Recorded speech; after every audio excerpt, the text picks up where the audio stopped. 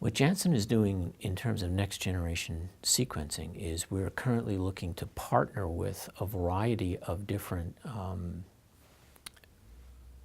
companies and technologies to provide next-generation sequencing on the cells that we're able to isolate from the peripheral blood using the iChip or CELLSEARCH technology.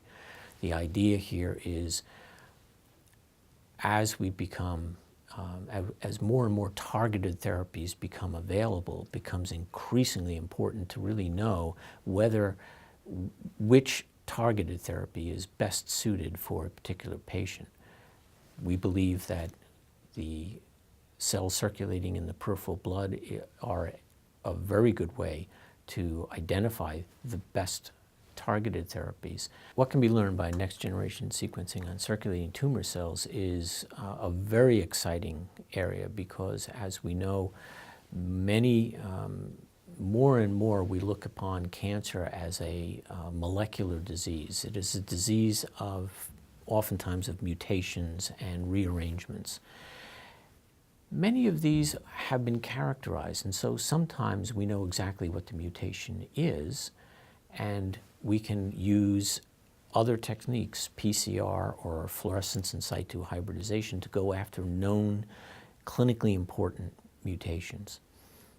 There are a number of other instances, however, where mutations are occurring, but we're not quite sure which mutation has occurred. Next-generation sequencing can be used here to actually identify the mutations that are occurring either in response to a therapy or that are generating resistance to therapies.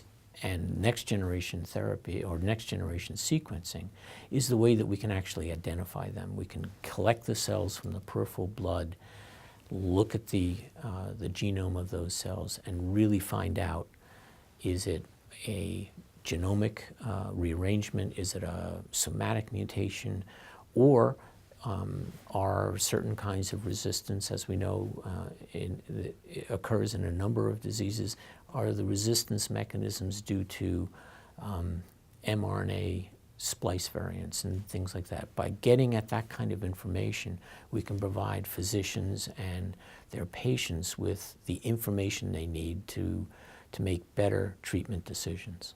We expect to see results from these 5 different clinical trials probably starting in 2017, 2018, because many of these require outcomes, and thankfully sometimes you have to wait a long time for those outcomes. That's why we have to wait a few more years to see what the results are. But we're very anxious about getting those results.